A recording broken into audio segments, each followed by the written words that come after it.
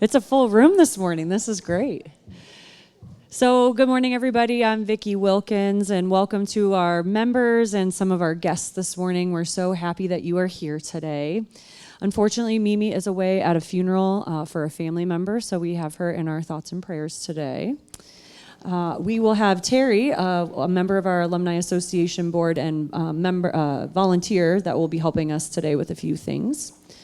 We have a very special Life at TU today, an armchair interview with three people, all whom were at Kent State University on May 4th, 1970, and who struck up an unlikely friendship in the years since. Before we begin, as always, I would like to thank our sponsors who make this series possible. First, I'd like to thank Andrew Calnow, our presenting sponsor. Our gold sponsors, the Seneca Regional Chamber of Commerce, Destination Seneca County, and Klaus Construction. Our silver sponsors, Mercy Health Tiffin and Dr. Robert Dornauer, DDS. And our friends at Life at TU, the Allen Erie Center, AVI Food Systems, Brenda Collins, Edward Jones, Elaine Daughtry, Chris Lee, Hannah Luring, and Rachel Tate. The Rotary Club of Tiffin Foundation, the law firm of Lang, Gordon, Rannigan, and Klaus, and the Tiffin Women in Action. And now I would like to pass the mic, allow me, Terry to take the mic over to read biographies for our speakers today. You, John. You. It's easier to do this since I tend to talk with my hands. It's difficult to stand still and keep up on a mic. Anyway, today's session is the Kent State shootings, a story of tragedy, violence, forgiveness, and friendship with John Weslow, Richard Sebetto, Doris Stacey, and moderator Vickie Wilkins. Before we begin the interview, we would like to share a little background on our guests. Is there anyone here who was at Kent State during this time frame? Wow. Yes. My class would have been freshmen, and I have two classmates who were both there also. I'd like to introduce Richard Sebetto, who served in the U.S. Army from 1969 through 1996, retiring at the rank of First Sergeant. He began his service with the Ohio Army National Guard, where he was assigned to Company B, 612th Combat Engineer Company. He completed his basic and advanced military training at Fort Leonard Wood in Missouri. At the Stark, Ohio Military Academy, Richard served as a senior drill sergeant, instructing hundreds of upcoming sergeants. After retiring from the military, Richard became a classic car enthusiast, building and restoring numerous classic cars. He can also be found fishing and camping in his spare times. He sounds like he's fully retired and enjoying life. Doris Stacey Herringshaw grew up on her family farm in Old Fort, Ohio. She attended Kent State University, graduating in 1971 with a Bachelor of Science in Education. Doris spent the majority of her career at the Ohio State University Extension as facility and as the the Extension faculty as the Family and Consumer Science Extension educator in Wood County. During her long career, Doris earned a doctorate degrees. Now she is a doctor in education at Bowling Green State University. Doris has long been active in community leadership in Bowling Green and Toledo, winning several awards for excellence. She has served as a Wood County Commissioner for 10 years, including 6 years as president of the board.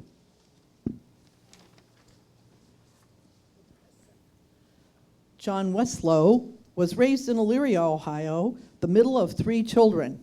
He attended Ohio University, where he was on the football and track teams, then transferred to Kent State. Following college, John worked in engineering, sales, consulting, and project management in Tiffin, Fostoria, Fremont, and northern Detroit before returning to Tiffin to purchase and run the At Coal Company, the first of 4 local companies he created. In retirement, he served as an Ohio hunter safety and Ohio concealed carry instructor, where he taught over 3,000 students. John has been active in local civic organizations, serving in multiple top leadership roles. He met Richard Sebetto around a Castalia, Ohio campfire in 2018. And they have been great friends ever since. So they both share camping as a retirement or a lifelong hobby. Let's give a warm welcome to our speakers. So I will be serving as the moderator today, and just to give everybody an idea of how this will go. So the first part of the session will be, we will explain how we got here today and how this unlikely friendship formed. We're going to talk about some context and understanding what led us up to the Kent State shootings on May 4th, their personal experiences, and then we'll take a break, our beloved break. And then when we come back, we'll talk about the aftermath, and then we'll have some reflection time and time for questions. So if everybody is ready to get going, we will get started here. So the first question I'm going to ask is, how did John and Richard meet? All yours. Go ahead, Richard. No, go ahead. All right, well, we tend to love camping, and one night, many years ago, we were sitting around a campfire, and Cindy and Brenda and me and Richard and a few other bums drinking, of course, and listening to really fabulous 1950s, 60s, and 70s music. So Richard started talking about his National Guard experience, and I said, okay, that's kind of neat. And then I didn't, nobody knew me. I then asked him, I said, well, when you were in the Guard, were you in Youngstown, Ohio, at that Teamsters strike? And he answered yes. So then I knew at that time that he was transferred to Kent right after that strike. The strike ended on like Thursday or Friday, and he was moved to Kent at that time, somewhere around there. So I was trying to decide whether it was good for me to bring up the fact that I was a student there. And being a sales guy, I kind of worked on it. And I then asked him, I said, did you go to Kent? And he said, yeah, I was there. And I said, well. So then we started sharing some stuff, and I brought my yearbook, and we went through it, and we've been friends ever since. And I consider Richard a very close friend. And Doris, her parents, and I, and Brenda have been camping many times. And you all probably know Dale and Velma Stacey, that's her parents. Anyway, we're all friends up here, so I don't want anybody yanking on our chain. Okay, if you do, I'm an experienced speaker, and I will call you out. All right, so Richard and I have been really close friends. So, Richard, you want to add anything? Yeah, when we first came off of dragging semi-trucks around, coming off of that was a totally different experience. And I was activated to go with a lieutenant and another NCO and a lieutenant, and we were to go to see nothing more than getting down to Kent State, and we're just going to find out if you need backups, where this comes from. So we show up down there, and this is early morning, and things are going on. I was flabbergasted and not knowing how many, the students that were around, everything that was going on, very, I mean, it just rumbled. And we just went in, we took what we had to do. They showed us where we would come in, where our vehicles would be at. This is what we're gonna have. And then at that time, our battalion officer would contact the units as needed down there.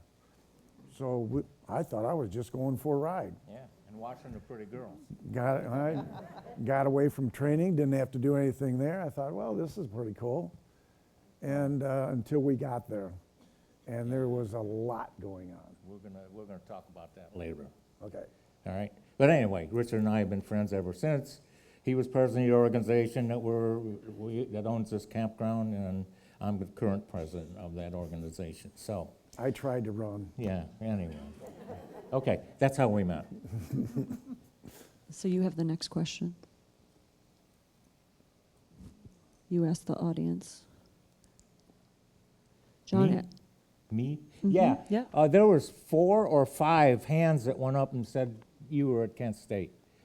Okay? Now, how many of you were in college, any college, at May 4th, 1970?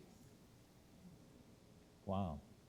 And did you end up leaving college after May 4th, 1970? Not leaving, but was your college shut down? Yeah. Most of them were shut down, if you remember that. Ohio State, Bowling Green. No? Bowling Green wasn't shut? I'm sorry, I didn't know that. Well, anyway, we were shut down, so. Yeah, and you wouldn't believe there was like 15,000 kids on campus, and we were out of there by about 3 o'clock, and this all happened at noon-ish, so. So this is where we're going to go into context and understanding of leading up to the events. So what was your understanding of the reasons behind the protests at the time, Doris? Well, we were already in Vietnam, and most of the college, I would say most of the college kids were very anti being in Vietnam, being in war. But at this particular time, Nixon announced that we were going to invade Cambodia.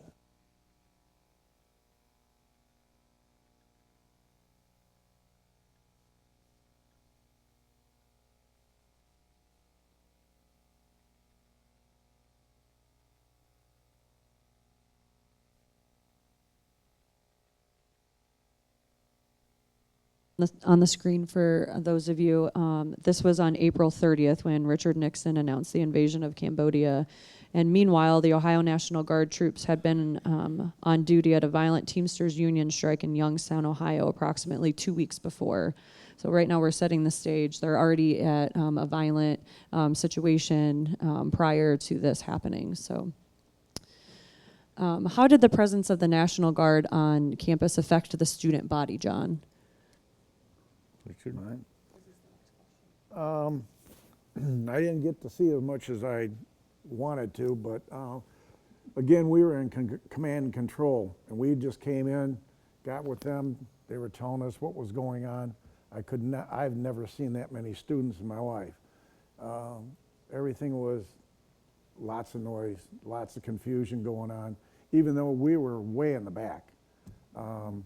They had let the other units that had personnel that were online. And I found that it was kind of scary to look at what could have happened and what did happen. So I feel like the students didn't take command or didn't take offense for having us there. I mean, they just kept on, this is nobody, it's just a line of people. And a lot of them did that. A lot of them were putting flowers in barrels. A lot of them were spitting at people. It was, you could see it was coming up. Yeah. It was, what Richard's saying is that they were accepted, but not really. It was more, what the heck are you doing here? Yeah. You know, It was so. more like, get off of our campus. That's it. You know? Yeah, oh, We're absolutely. getting along fine. We can handle this. We don't need National Guard. Yeah. John and Doris, were you involved in the protests? And if so, what motivated you to participate in any of the protests? Doris was not. Doris wasn't, and I wasn't. And in that situation, and I know we're going to talk about it a little bit later, but I was in class, and they came on and announced, do not go this way back to your dorm. And I was one of those people that lived in the dorm all 4 years. And my dorm wasn't really that far from where the incident took place, but I went around to make sure I wasn't close. But it was still very scary because there were National Guard on the top of roofs.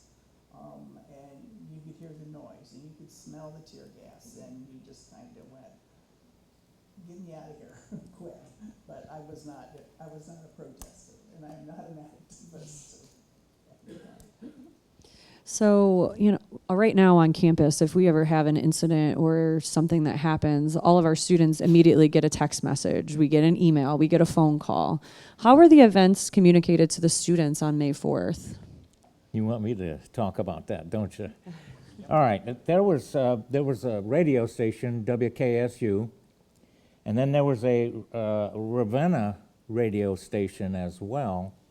There was really no TV coverage because that all was coming from Cleveland, and there was a Youngstown Channel 17, but they didn't have any reporters on campus. So we got our information from the radio. And the phones pretty much were tied up, and it was very difficult to get an outside line. Regular, bell telephone, Yeah. Sorry.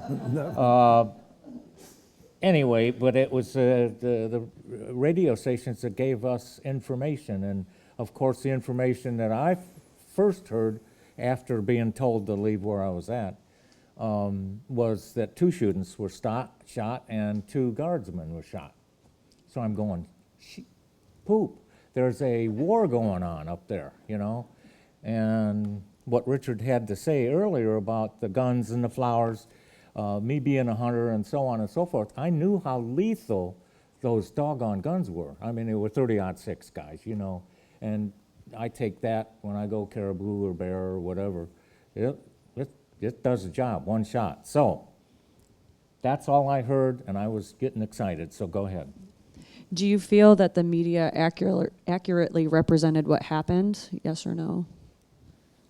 Me? Yeah, absolutely. They got bits and pieces of information, and they reported it right away. As we students, we were kind of glued to the radio, right? Angie, where were you when it happened? Quite honestly, Hold on, Angie, I'm going to hand you this microphone. It's on the recording. I'll repeat it. I'm sorry. When you asked me, was I there? I was there in the fall of 1970. So I Afterwards. came Okay. when the university opened again. Yeah. And I remember the first year when May 4th occurred again then, and a lot of people came. Yeah. Yeah. I was there for the summer session after May 4th. Okay. I've got a great story for that, but I don't think I got time to tell. Okay. Thank you, Angie. The news folks, they could only report what they were told. There was conflicting stories, just like any tragedy or thing that happened. The news is leaking out and coming as fast as we could get it. Why didn't they get the information? Because there wasn't a text, or there wasn't things like that.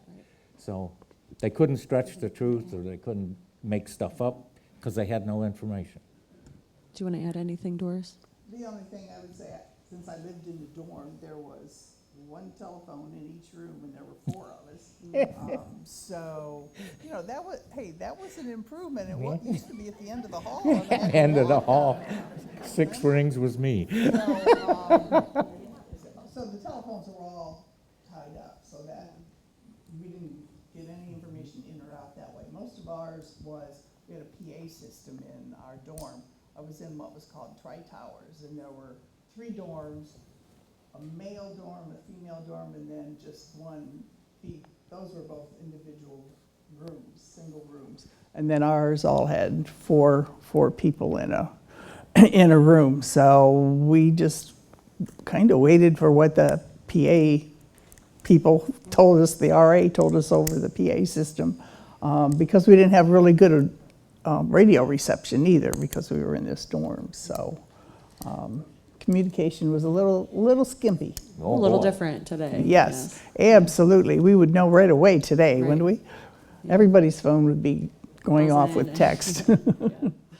So I hinted at this a little bit ago, but 2 weeks prior, there was some tension already. And then now John's actually going to go through a timeline leading up to May 4th. So go ahead, John. And it's on the screen Oh, behind yeah. you Is as it well. here, too? Yep. Okay, thank you. I got a computer that came over on the Mayflower, and I couldn't print this on. You got to go to the next page. Where was I on May 4th, 1970? I had a differential calculus class at 10 o'clock, or no, at 11, and of course it got over at 11:50. And at are we going to go to Kent State? We're on the next page now. Go to the next page. Okay. Never mind. May 1st, okay, got it.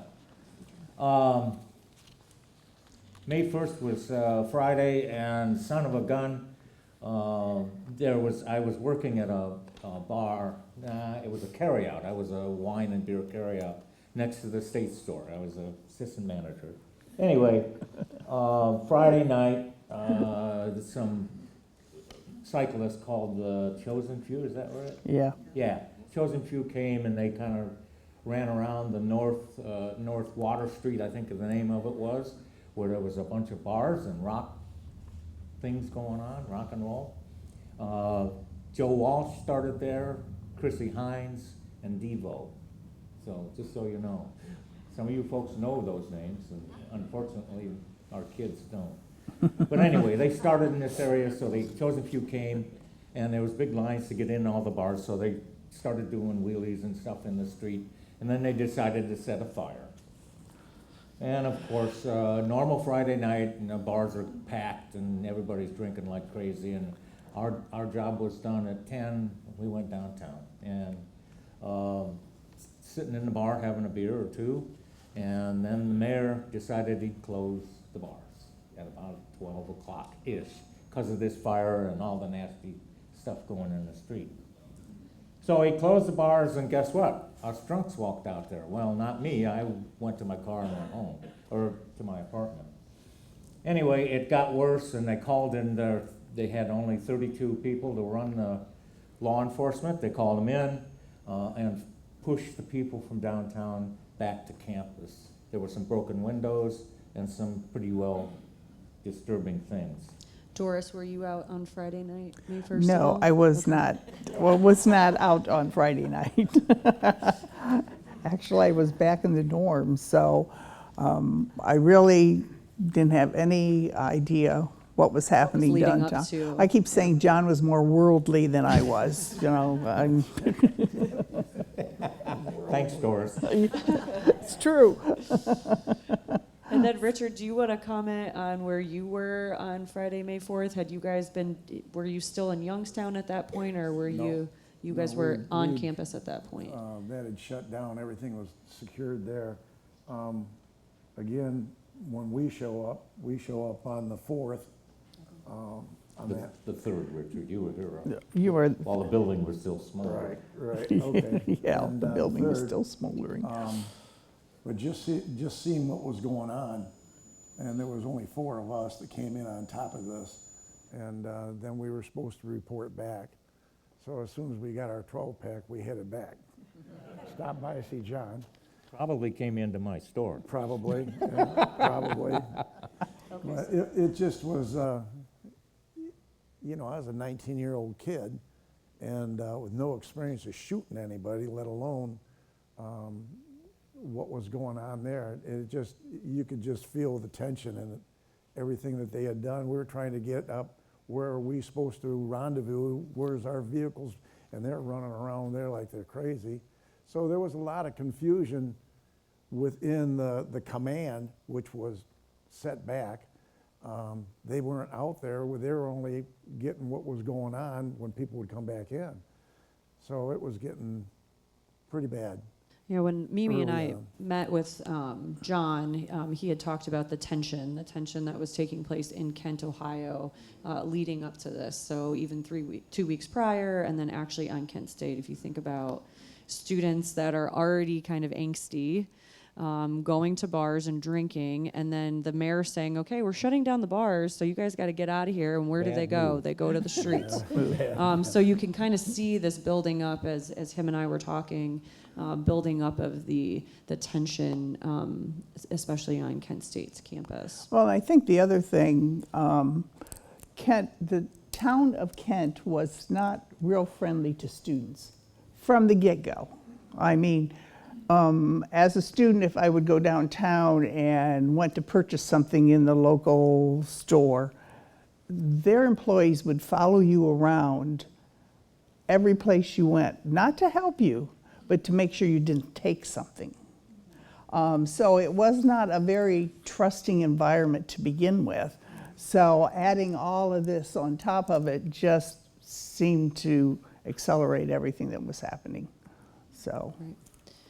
So then moving into Saturday, John. So Friday night tensions. People are getting kicked out of the bars. They're closing down the bars. What goes on Saturday? Saturday morning started out pretty normal, I would say.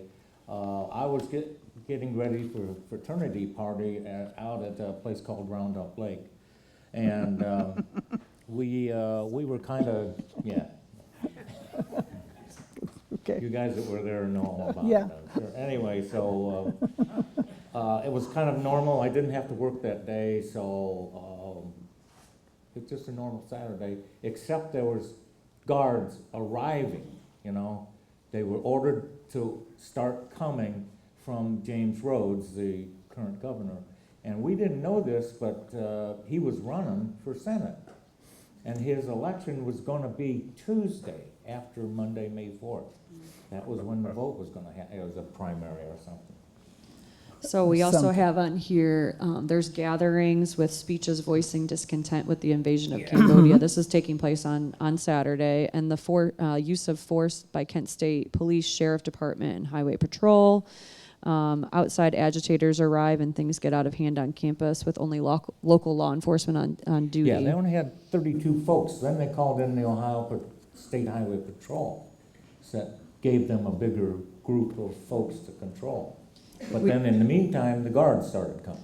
And we also have on here the ROTC building was set on fire. A glow in the sky had been seen for miles. So again, tension and just angst, I guess, the best way to describe it in Kent. Roundup Lake is about 3 miles away, 4 miles, and we were, having a fraternity party, and we could see the glow in the sky from the ROTC building burning. And we were all going, well, what the heck is that? Well, it's coming from the university. So those guys are yelling and screaming and going on up there, but we're out as a fraternity guys. So I acquired a keg that evening and took it back with me. That's another long story. We have also on Saturday, May 2nd, tired and hungry members of the National Guard begin arriving in force. So again, 2 weeks prior, they're in Youngstown, so they're tired. They've already been in Youngstown. They're arriving on campus, and a state of emergency is declared. And tear gas and bayonets are used to clear campus by midnight, ordering all the students to their dorms. So Doris, do you remember on the 2nd being forced back to your dorm? Or anything like that? I remember being in the dorm. I can't say that I actually feel like I was forced to go back to the dorm. We were just going to sleep. going to be there anyway. So it wasn't. The other thing about the ROTC building is you got to remember that it was an old building that was 100% wood and dry old wood, and when it went fast. And it really, like you said, there was a lot of flame to it. And of course, it didn't help that some of the protesters cut the water hoses from the fire trucks. But Richard, any comments on Saturday, May 2nd, arriving tired and hungry? Do you have any comments to that? Were you tired and hungry when you got there? No, I'm sorry. Do you remember arriving on campus on that Saturday, being exhausted? I'm sorry. On Saturday, do you remember arriving being, exhausted from the weeks prior? Again, in the rear. Yeah. As much as they could keep us off the front end. John had talked about the State Patrol coming in. I don't know how many they had. There were cruisers all over the place. But we just thought, we didn't think nothing about it. And when they were asking about, are you going to be, the people that were already there, we were talking to their commanders and finding out, are you going to need more help? And that's about it. And then everything was, after 10 o'clock, 11 o'clock, it was a blur after that, because that's when everything was really wound up. So now we're into Sunday. It's a beautiful Ohio spring day. The state of emergency limits groups of students to no more than 3, and the campus is mostly quiet. The National Guard is now posted everywhere on campus with jeeps, APCs, M1 rifles with bayonets. And in the evening, helicopters with searchlights are circling campus till after midnight. I think that was the worst part. Go ahead, Doris, if you have something about what you, but I have a great I story. just, well, you can tell your story, but I just want to make the comment that I was on the 6th floor of the dorm, and the helicopters weren't just flying around, they had searchlights, okay? So they were searching, there was a wooded area close to my dorm. So they were searching this wooded area and just going over and over and over, and of course, all the light came in the windows. It was probably scarier than the day of the shooting for me. That was tough. Why did you stay on campus? This isn't part of the questions, but as I'm thinking about if I was on a college campus and that was happening, my gut instinct would have been, I'm getting out of here. I'm going home to mom and dad. So what made you stay? Well, first of all, I didn't have a car. That's a good reason. So, yeah, I stayed. And I really didn't have, I had one friend that lived in Tiffin, but she was in a different dorm. But she had a boyfriend and he was in Akron, so she had gone to Akron. So I really didn't know anybody that would be coming my way.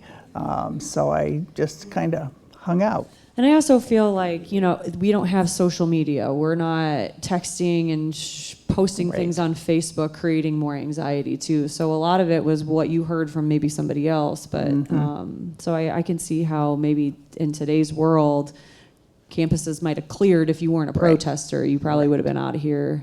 You would have been out of there sooner. And I would say most people, most students now, by the time they're a sophomore, move off of campus, where there was probably half of our floor that we were all juniors and planned to, be there the rest of our college career, because we had student teaching and other things that just would be interruptive to a lease on an apartment. So it wasn't that unusual at that time for us to live in a dorm.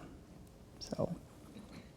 Remember I told you I acquired a keg, and I took it back to Told my you he's worldly. apartment, and we moved it from my apartment down to another, we were in College Towers, another balcony out on the deck so we could watch the things going on campus. And of course we were trying to kill the keg. And sitting on the balcony, and it was a beautiful night, and those doggone helicopters, just the helicopters with the searchlights, round and round the campus. I mean, that was really scary. And no more than 3 people in a group.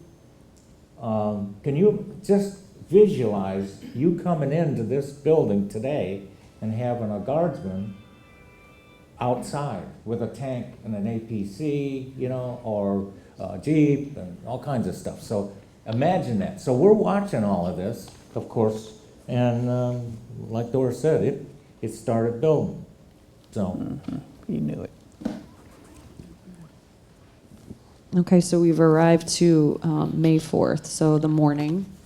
It's clear and sunny. Students go to class, and like John just said, you're finding armed Ohio National Guardsmen standing outside of each classroom. A rally is announced to be held at noon. So do you want to talk a little bit about the announcement of the rally? Go, John. John. Oh, me? Okay. I did not Or know. Doris. Oh, I told you I had a differential calculus class. At the end of my class, an idiot stood up on one of the chairs and said, "All right, there's a rally on the count, or at the bell, the victory bell. At noon, we're going to get these assholes off our campus." Okay? I said, you know, thank you for the information, I'm going to get a burger, because I needed it, you know, so I left at 10:50, or 11:50, excuse me, and I went to a place called the K-Shop, and then I was eating my burger, and the owner come out and said, you gotta leave, we're shutting down. I've been told by the mayor to shut down, get out of here, they're shooting kids on the campus. I said, okay. Got in my car, and I had to drive very close to the action, I guess, on the way back to my apartment. And I actually saw bloody kids helping each other get away from that area. So I got back to my room. Do I want to talk about how I felt, or is that later? You can go now. Okay. Good. Being a survivor, I've always been a survivor. I lost my dad when I was 11. So I've always tuned myself to try to think beyond the normal and figure out where I'm going to be. So I didn't know how I was going to react to some military guy coming after me. A guy like Richard coming after me, he would kick my butt in a second. But I was a hunter, and in my apartment I had firearms, shotguns that for shooting birds and stuff like that.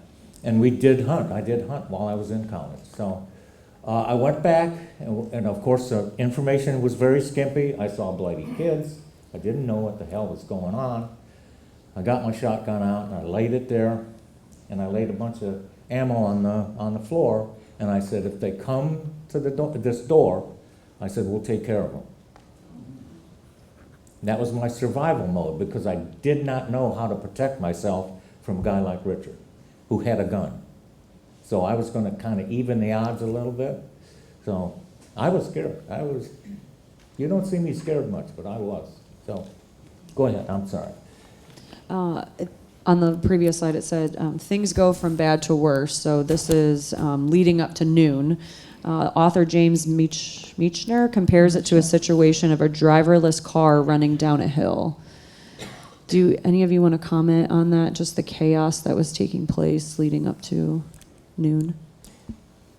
Were you aware of James Michener's book on Kent State? Yes. Okay. And that was one of his lines. One of his lines. That was from James Michener. It was a driverless car running downhill.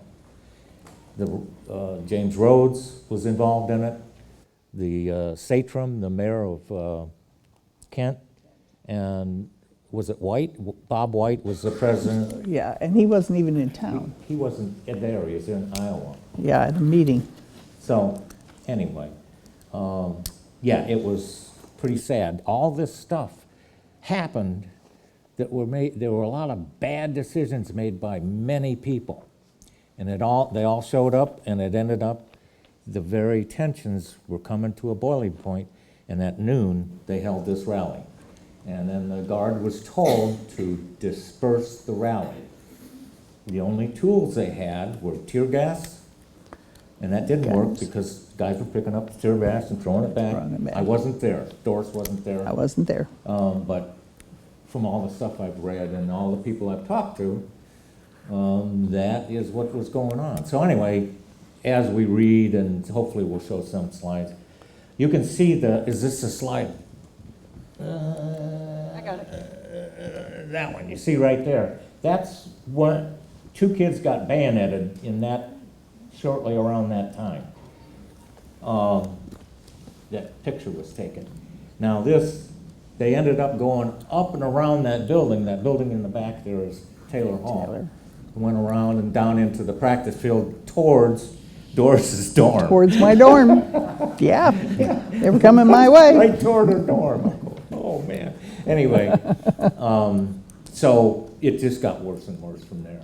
And they said rocks and things were thrown. If I remember correctly, in my walks through that area, there were no rocks. They were little pebbles. You know, no bricks, no rocks, but whatever is written, you know? Go ahead. Go ahead, Richard.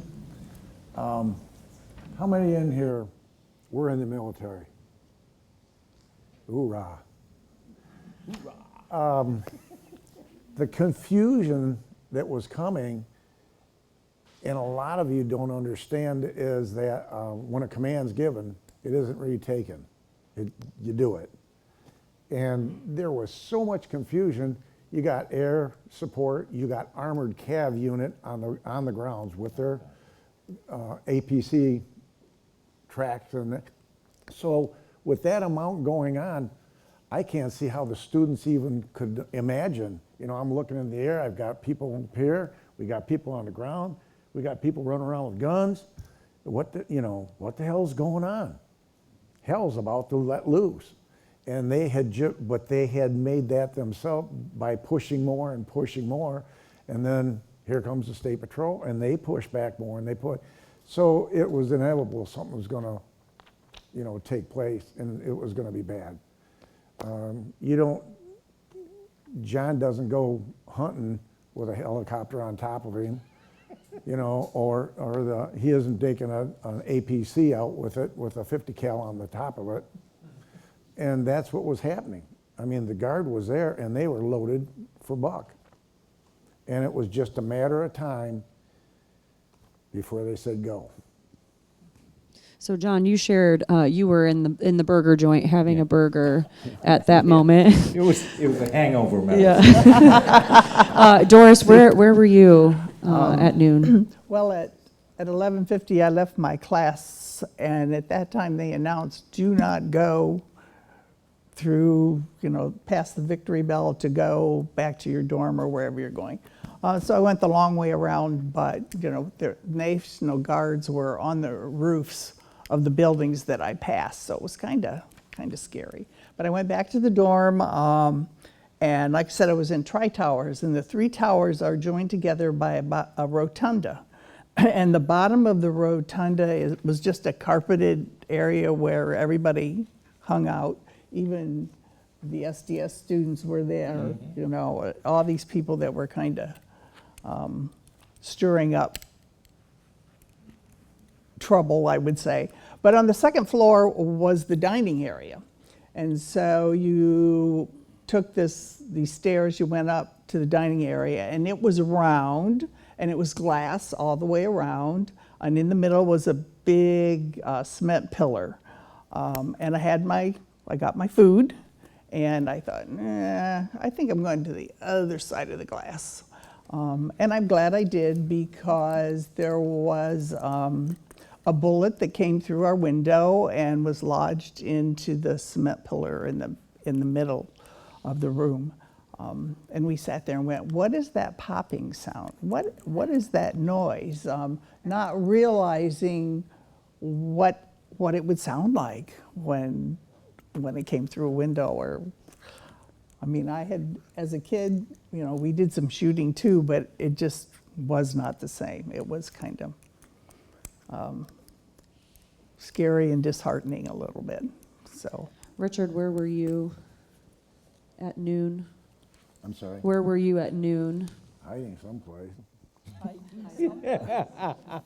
No, we were still we're still in the back.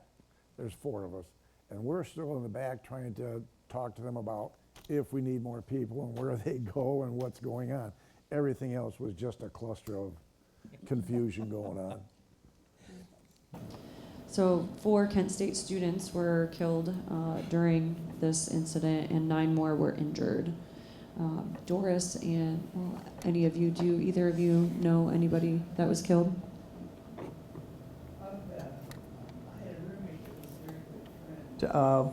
are you hearing me? Yeah. Okay. I said I had a roommate that was a very good friend of Allison Krauss. They were art majors together, and she did not react very positively. She was really, really distraught. So we, as roommates, spent a lot of time calming her down and reassuring her that, the rest of the day will be okay, and we'll see what we can do about, she lived in Lorraine. She didn't have a car either. So about how we were going to get you home and who can you get a hold of and that kind of thing. So that's as close as I really came to knowing anyone. John? Bill Schroeder was a kind of a friend of mine. We had We would have coffee in a place called the Union, I think it was called, or the Hub or something like that. It was the Union. And we'd have coffee, and a couple of us, and he was from Lorraine, and I grew up in Elyria. So we had something in common. We talked, and there was a thing called the Daily Kent Stater, a newspaper. So we'd sit there and go over all the neat stuff. There was one topic I remember talking about Bill Schroeder with, was that a fellow named Tom Walter. He graduated from Calvert in 1966, high school, went to Kent, and he played football, and he was a wrestler, and he ended up being NCAA MAC, Mid-American Conference, champion for heavyweight wrestler 2 years in a row. So we talk about this guy. Well, eventually, 20 years, 30 years later, Brenda introduces me to him because Brenda's running around with her wife, with his wife. So I met him, and Tom and I have been hunting together, and we've been buddies. Anyway, I have lost touch with him, but he's in Tiffin. He lives in Tiffin. Tom Walter's huge. He was about 6'8", 300 and some pounds, just a giant guy. You knew him? Good. Yeah, great guy. So anyway, Bill Schroeder. He was in ROTC. He was a track star at Lorraine. He was a model student and all that kind of good stuff. I had two roommates that were in ROTC, so they knew him quite well. And then I talked about Tom Walter. So anyway, Bill Schroeder, in one of the pictures, didn't get put on these slides, he's standing there with his books about 10 minutes before he died. You know, it actually shows in the yearbook, his picture, but you wouldn't know it unless you knew him. So you'd see it, I saw it, and I said, that's Bill. So. And that'll be on the second set of slides, we have that. Yeah. So do either of you have any more, you've shared your immediate thoughts and feelings as the events unfolded, but do you have any other things that you want to share with the group before we take some audience stories? Say that question one more time. I was shuffling. Your immediate thoughts and feelings as the events unfolded. You guys have shared that. Do you have anything else that you want to add to that? I shifted into cover my ass mode. Okay, I knew the lethality of what was on the campus. A lot of folks did not know what these firearms could do, or the bayonets. So I shifted kind of into the mode of self-defense. And I was ready to, I didn't know what I was going to do. I couldn't run out of town. Well, they ended up blocking the whole town off. Every street, everything going in and out, blocked. Could not go in or out without proving why you were going in or out. So, anyway, you guys will like this one. I had a friend from high school who just arrived back from Vietnam about a week before, and he said, John, can I come down and visit you? I said, yeah, sleep on the couch, you hang out, and we'll do some, partying. So he came, and the Sunday night when the helicopters, as he was trying to sleep on the couch, every time a helicopter would buzz over our apartment building, he would roll off the couch and under it. He was still fresh from Vietnam.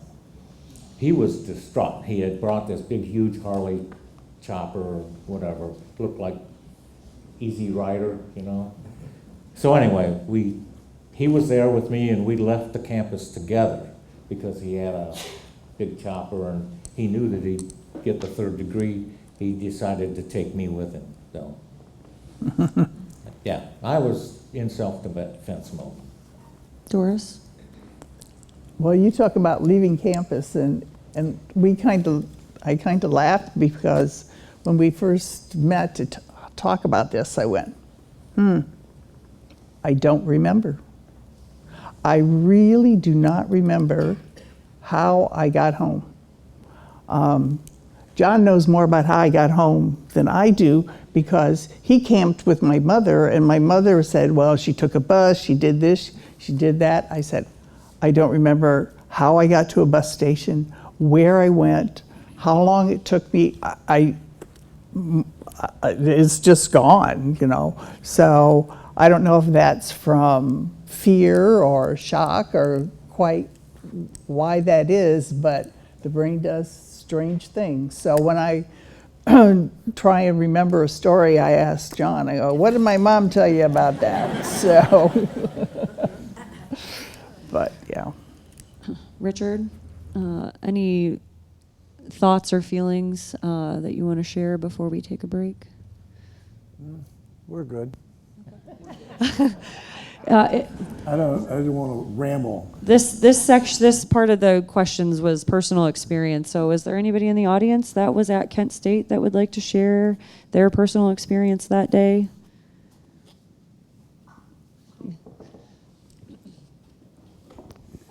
Again, I wasn't there that day, but when I came in the fall as a new student, 1970, I do remember the helicopters every night, all the time, you know.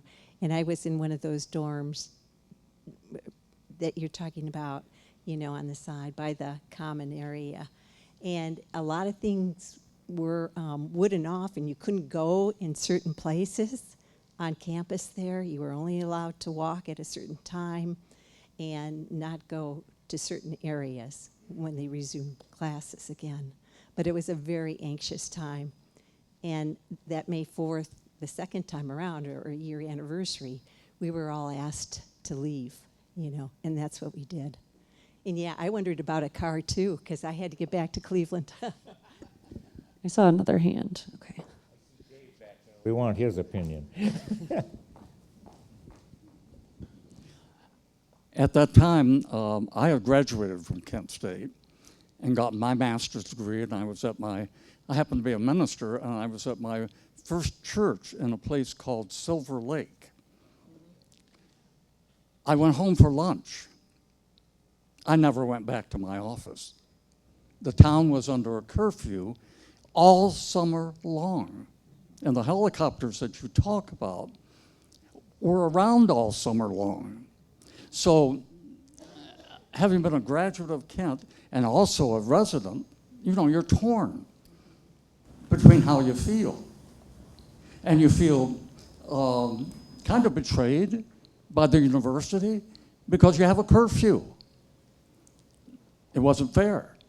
And you had to be in at 10 o'clock at night. Yeah. I mean, I'm an adult. You weren't then. We lived on the, we were residents. My wife was working on her master's degree, and we were clear across town. We didn't really know what was going on the campus. I remember the Sunday before it happened, there were two things. Just for fun, Karen and I Drove down, didn't you? drove by the campus to see the National Guard. And it was a sight, but it was not something that upset us. It wasn't something that we knew 4 students were going to get shot. The other thing, Governor Rhodes was in Kent the Sunday before the shootings, politicking, but also talking about the Guard and the students and the relationship.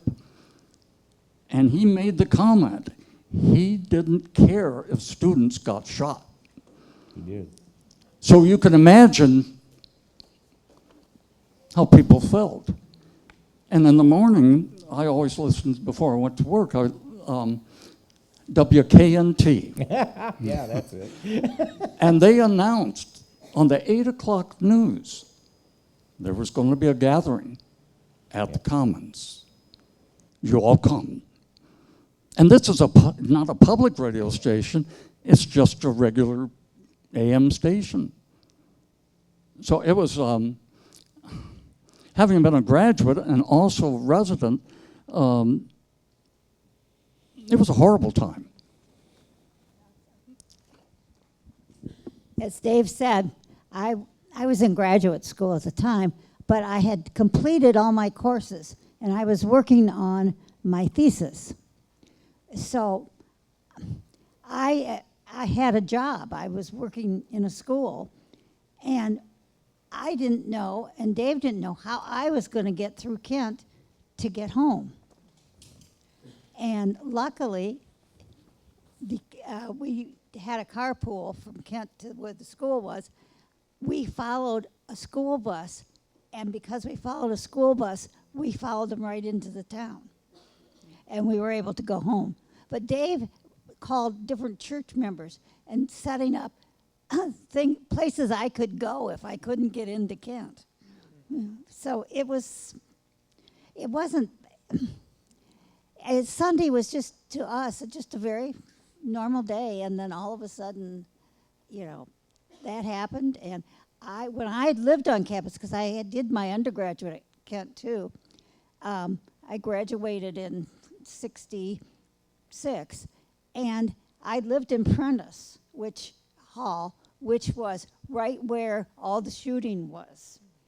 And, they had bullets in there. There was an apartment complex that had bullets in there and, through their windows. And this was just, people with kids and babies and, all kinds of things. So it was scary. Can I say one more thing? My brother worked for, he happened to be visiting us from San Francisco, and he was a TV reporter. And there was a barn that got burned, not down, but it was partially there. And he wanted to see that because you couldn't go on campus. You couldn't take a picture. I mean, the ROTC, I was in ROTC, and those buildings deserve to be burned. But my brother wanted to take a picture of this barn that had burned. And before he could get the camera out, and this was in August, a policeman had a gun at my head. That's how tense it was. And his brother covered the Berkeley riots. And, he said, if that had happened, it wouldn't have happened if it had been Berkeley. It was just because it was so unexpected.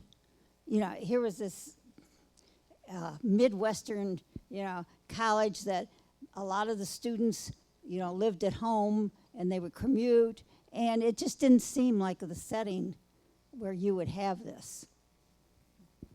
And my school shut down. My school where I was shut down after the shootings. Anybody else? Yeah? Okay.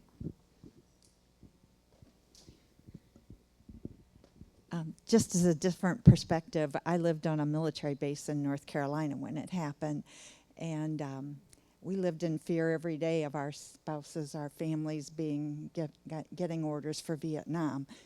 And I thought, how senseless. These kids are safe. They've got college deferrals.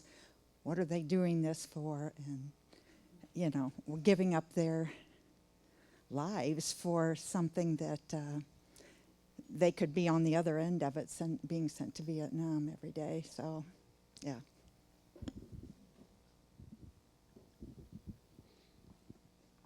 Okay.